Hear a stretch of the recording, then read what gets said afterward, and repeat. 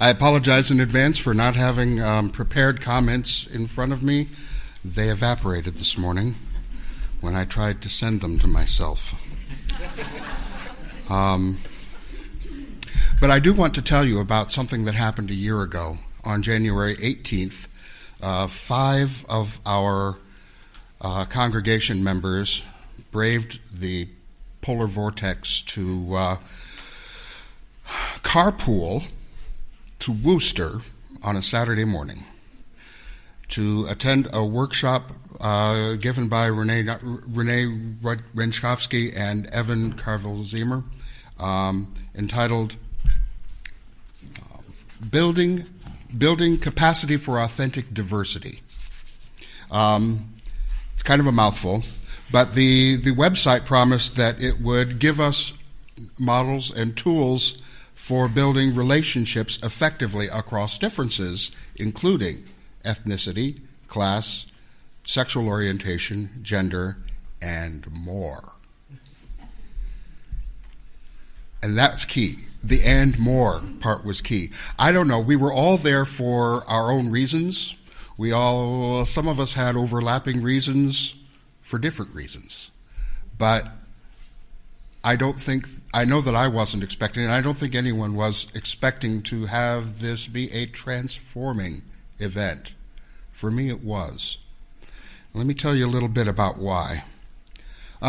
You've seen the slide of the iceberg up there today.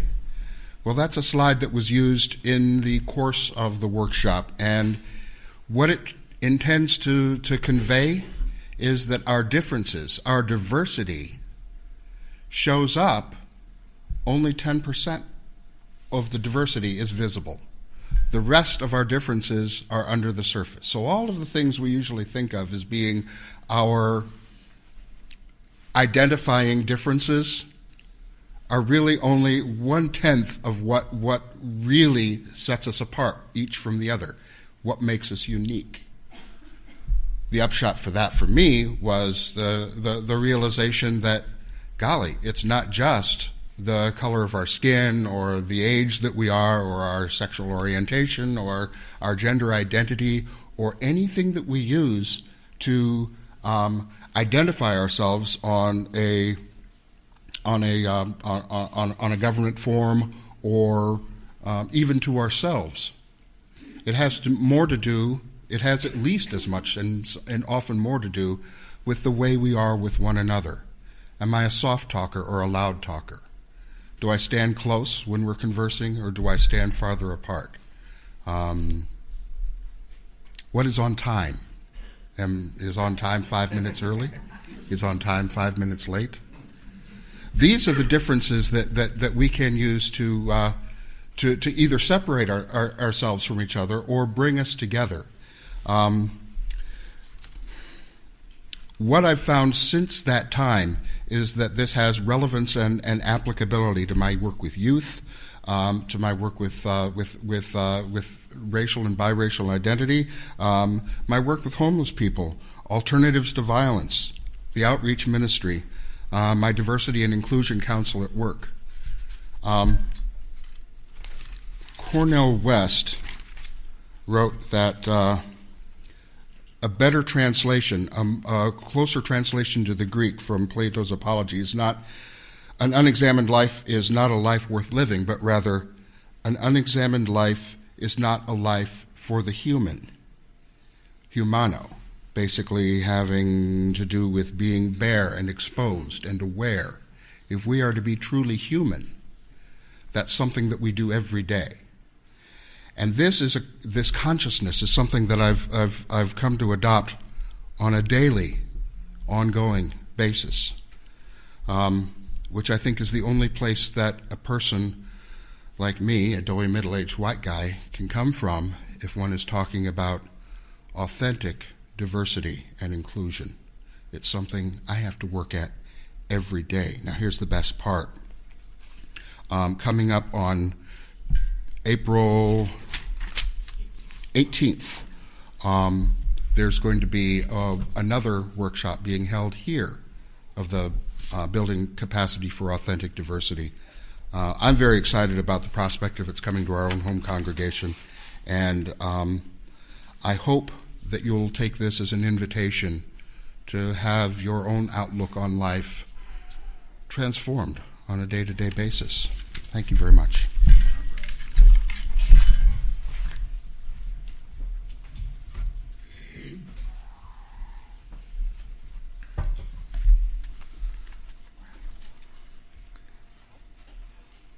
Good morning.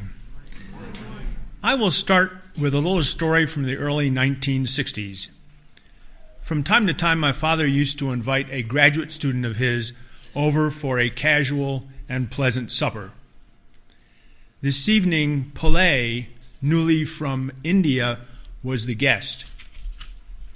It was the cultural habit of Mom and Dad to politely offer food to a guest until the guest refused.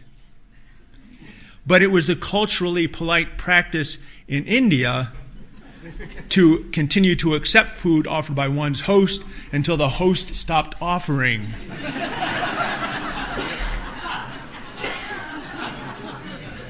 So the evening ended abruptly when Pillay quickly excused himself, getting sick behind a bush in our front yard as he departed.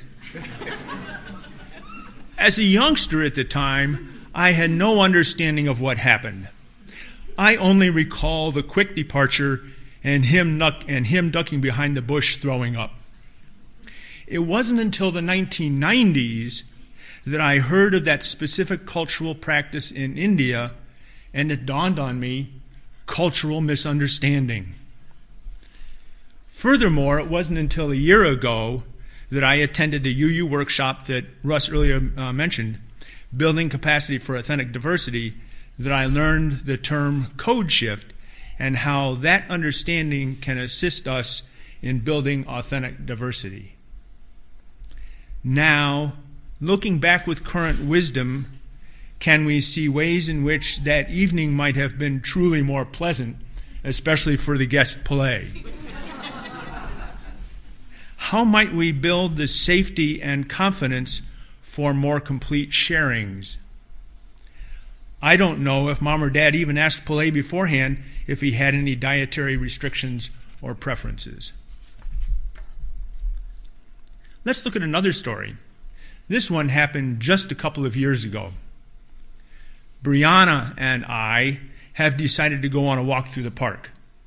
She's home for a few days from her freshman year in college, and I think this will be an excellent time for some father-daughter bonding.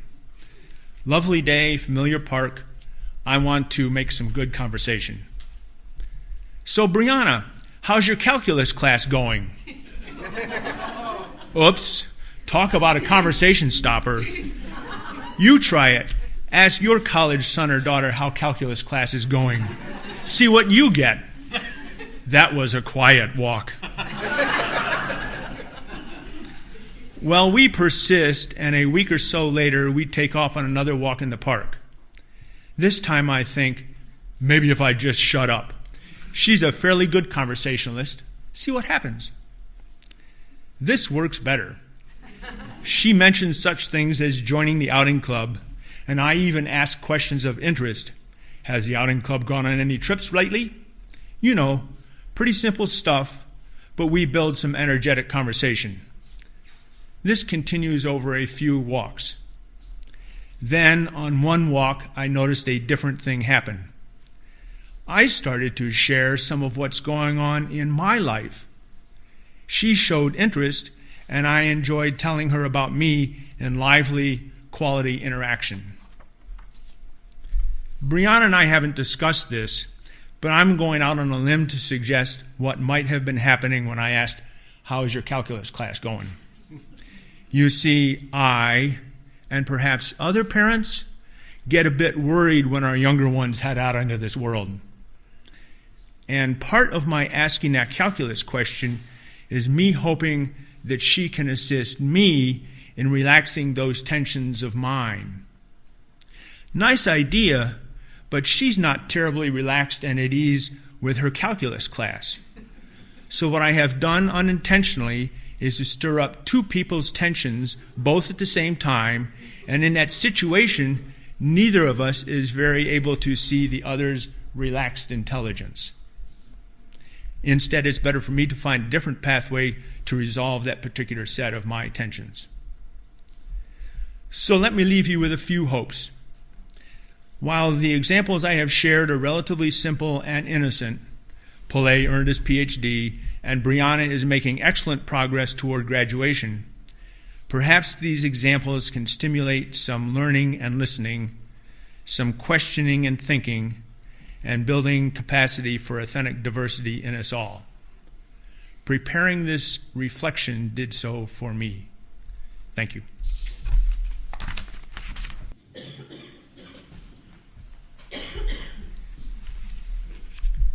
Hi, sir. Hi, Sarah. So I'm curious, why did you attend the diversity workshop last year? Well, this stuff gets really emotional for me. One reason I wanted to attend was because of my interest in racial justice. And not surprisingly, I believe that we all have inherent worth and dignity. And, I want justice and fairness for all people, including those who are marginalized and oppressed in our society. I see. And what were your first impressions when you got there? Well, I have to admit, when I first got to the Worcester Church and saw, it seemed like most of us were pretty similar. It was kind of a homogenous group. It seemed like most of us were white, and we seemed fairly well educated and middle class for the most part. Okay. So how did that play out as the workshop continued? Well, I admit I was wondering, what is a group of white folks? What do we know about racial injustice, and what do we know about doing anything about that? And, as the work went on, I found that the purpose of growing more diverse is not just about appearing more diverse, but about being open to diversity on a deeper level.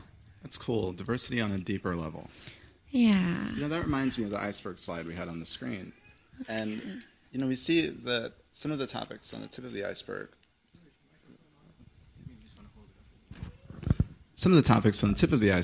we are easy to notice, whereas some of the ones below, we don't always think of them when we interact. Yeah, maybe we can take an example. I remember one of the ones on the tip of the example was, on the tip of the iceberg was food. I'm Jewish in addition to being UU, and in Judaism, food can be very symbolic, and it can help us tell stories of our past. For example, on Passover. That's right. And don't Orthodox Jews abstain from pork and shellfish products? That is part of keeping kosher, yeah. But there's also a wide diversity of dietary practices in the Jewish population, even just in the U.S. My grandparents kept kosher, and for a while I kept kosher in college, but for the most part I haven't restricted myself in that way. How about you, sir? Well, growing up, now that I think of it, I was the only meat eater in a vegetarian family, and, just recently I've begun to abstain from pork and shellfish myself. Wow. Well, so there are just two examples of diversity, within cultures and families. I wonder if we could go to some of those deeper topics that might not be on our minds when we're interacting with others. Okay, how about concepts of justice, which would be below the surface for our awareness? Whoa. Okay, that's a big topic. That's an important one. That is not something nearly as obvious as food or cultural symbols. Right. I'm thinking about differing views on the state of Israel and even varying approaches to issues like police misconduct and systemic racism in our own country. Yeah. There's a lot of pain there. Reverend Tim, we might need a few more hours with this. I don't know if we can be quite that inclusive. Okay. All right. We'll try to. Well, okay. Just going to the diversity within the group then.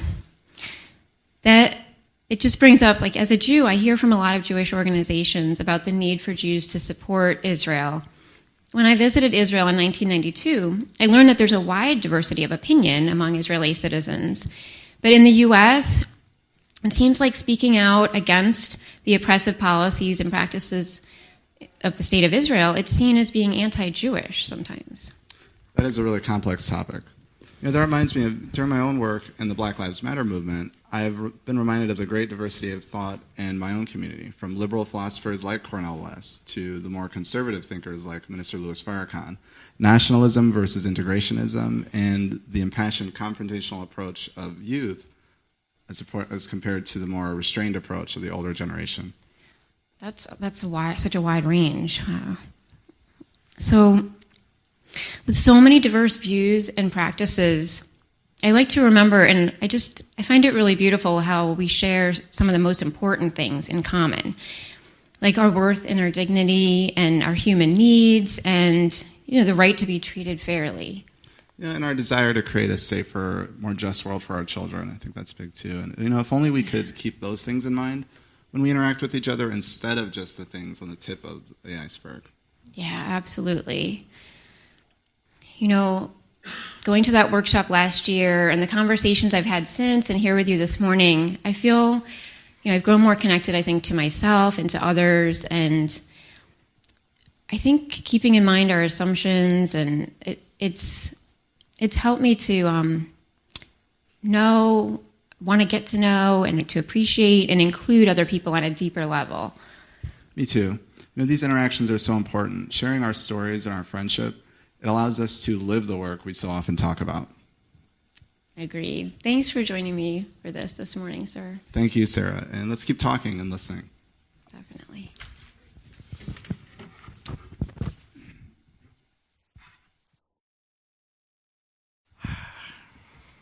Thank you, Sarah and Sir, for that wonderful dialogue, and Russell and John for sharing your reflections and conversations with us. I only got a couple of things to say. I won't go on and on like I want to do. So I just want to say to you guys, and also to Scott Pifo. Hi, Scott and Barrett. Bills. Hey, Barrett. Scott and Barrett also attended the workshop in Worcester a year ago, January, so I wanted to give them a shout out and just say to all of you how moved and inspired I am by your energy and your passion and your commitment, and the energy, passion, and commitment you are bringing to our church community as we begin what I am hoping is going to be a wonderful shared conversation and exploration and journey. A conversation and journey that I believe will lead to a greater inclusivity and a more authentic and deeper relationship, as Sarah was talking about, with ourselves and with others in the world, in our own lives, and in this church community. That's what this conversation and this journey are all about. And as Russell mentioned, I'm very pleased and excited to note that we are going to be hosting right here at the church this workshop. I don't know if it'll be exactly like the workshop in Worcester. I'm sure there'll be some growth and evolution in it. There's a slide giving you the details. And you can register for the workshop online at our district, the Ohio Meadville District's website. I'm not sure if there's a small registration fee, if they just ask for a donation at the door. We're going to provide lunch. It'll be wonderful. It's going to come from Aladdin's. Where's Jackie? Jackie's out there. She's at Aladdin's. It's going to help us out. It's going to be great. So we'll have a really, really powerful time together that day. So I hope that you will jump online and sign up for that workshop. I really want to see a big turnout from our congregation. This is on our home field, so let's really turn out. And I want to give credit to this model that is being used in this workshop. It's a model of what's called intercultural awareness and growth, and it's developed by a theorist named Beth Zemsky. And her model is really sweeping Unitarian Universalism, and churches and districts all over the country are using it. And it is really, really a wonderful, wonderful way for us to listen and learn and grow together. And I have to say that this workshop that we'll be hosting I've received a good part of this training at a ministers' gathering. I didn't go with these guys to Worcester last January, but as I think you heard in their reflections, and I want to echo it, that this work can really be transformational. It can have an enormous impact on what you learn about yourself and about how you perceive and interact with others. And if there's one thing I've learned about my own sort of the way I approach diversity, that it feels to me like that this iceberg model is so accurate, that there's sort of the way I recognize diversity is about that 10% up above the surface, but there's so much underneath that I'm often not aware of. There's assumptions and biases and frames and codes and all sorts of things that I know dramatically influence the way I see myself and my own openness to others and my willingness to really engage with difference. Not just in a way that affirms my own perceptions of myself and my place in the world, but in a way that is really open.